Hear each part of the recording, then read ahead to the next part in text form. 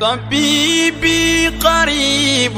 هل سقامي تسمع يقابلني يوم gannaaw bi ñu santee yàlla mi nga xam ne moo bind dee waaye moo bind it dund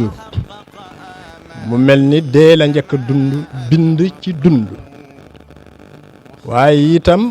di julli di sëlmal ci yenent bi sallallahu alayhi wa sallam mi nga xam ne bi dem jotee yàlla daf ko tànnloo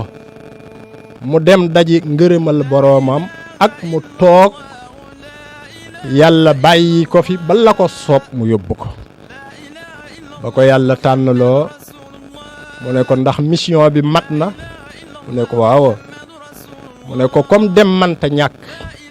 bàyyil ma dem léegi dajee jeeg sama borom ndax sama borom moo gën ci man fii waaye moo gën ci man ëllëg mu mel ni yenent boobu nag sallallahu alayhi wa sallam tànn loolu ku dem Medina da nga tiim bàmmeelam waaye boo jógee ci yenent bi it mbooleem saxaaba yi itam ku dem Madina wala nga dem yeneeni gox da nga tiim seen bàmmeel kon loolu lan lay junju li muy junju moo di ne kon fii ndeke ci àddina amul kenn ku fi des kullu nafsin rek zaa'iqatul mawt fa tabaarakallaahu ci loolu sababu loolu nag ci la ñu ñëwee fii ci rajo bi di leeral rek def communiqué bëgg nit ñi jëlee ci suñuy làmmiñ ndax ñu am xibaar yu wér ci turu Baye Abdourahman Ndaw mi nga xam ne mooy rakk Seydi Jamil Ndaw ak Baye Alhaaji Omar Malle Ndaw mi rakkam dëkk ci Toorooda te ñu miin ko ci Baye Malle ak ci turu Serigne Abdoulahi Jamil Loor Ndaw ñu miin ko ci Maam Góor ak ci turu Serigne Alhaaji Mor Ndaw ñu gën koo xam ci As Ndaw Ndukumaan ak mbooleem famille bu Abdou Pan Badiane ak mbooleem famille boo xam ne Abdou Mbombe Ndaw moo ko jur ak mbooleem ci turu jullit yépp ñu ngi leen di yëgal na yàlla kat ñëw na ak dogalam def li ko soob ci ab jaamam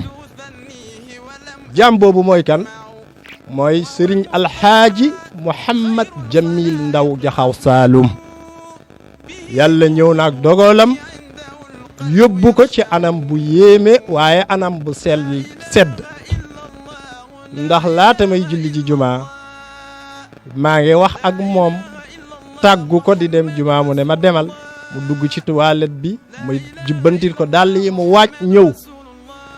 toog ci lal ba tëdd ma tàggu ko dem jumaa noonu laa ko bàyyee woon bi ma ñibbisee jumaa nag fa tabaarakallaahu fa ñu toog di añ suñu tànta soxna Ami Badiane ñëw wooñu nañu kay xool góor gi fa tabaarakallaahu ñu ñëw fekku ko ci anam boobu nga xam ne anam bu sedd la waaye anam bu sell la mu mel ni kon wuy ji na boroomam tey ñu koy ñaanal nag yal na yàlla jéggal ko yal na yàlla yërëm ko waaye yal na yàlla tàbbal ko aljanna waaye yal na yàlla it yéegee ko ci barzaqu Cheikhina Tijaani fa tabaarakallaahu xibaar bu diis la bu tiis la waaye itam nag ay jaam lañu ak lu mante xew faaw dañuy nangu rek dogal ndax ku tiim bàmmeelu yenent bi amul kenn ku war a rëyati nag boo tiimee bàmmeelam